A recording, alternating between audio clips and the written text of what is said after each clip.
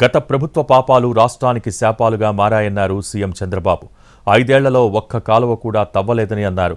దీనికి కౌంటర్ ఇచ్చారు వైసీపీ అధినేత జగన్.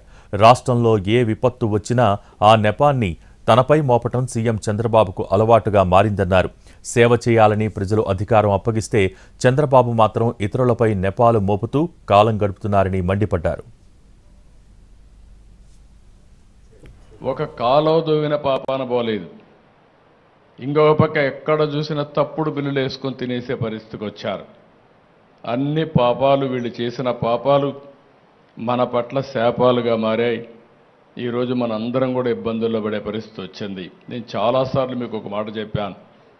5 సంవత్సరాల పరిపాలన ఒక దుర్మార్గమైన పరిపాలన.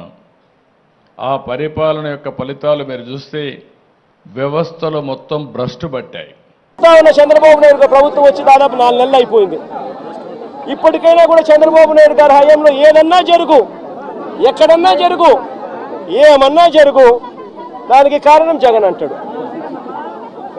ఎక్కడేమన్నా జరుగు, కారణం జగన్. విజయవాడలో వరదలు వచ్చినా జగన్, ఏలే రిజర్వాయర్ వచ్చినా జగన్, ఆంధ్ర రాష్ట్రంలో కోవిడ్ వచ్చినా జగన్. చంద్రబాబు నాయుడు గారి హయాంలో చంద్రబాబు నాయుడు గారు ఏమి చేయలేకపోయినా కారణం జగన్ జగన్ జగన్ జగన్ జగన్ జగన్. అయ్యా చంద్రబాబు 4 నెలలు అయిపోయినాయా నీ ప్రభుత్వం వచ్చి, ఇంకా జగన్ జగన్ జగన్ జగన్ అని చెప్పి జగన్ నామం చేయడం కాదు నువ్వు చేయాల్సింది. రాష్ట్ర ప్రజలకు నిజాయితీతో పాలన చేయడం నేర్చుకొని అడుగుతా ఉన్నా.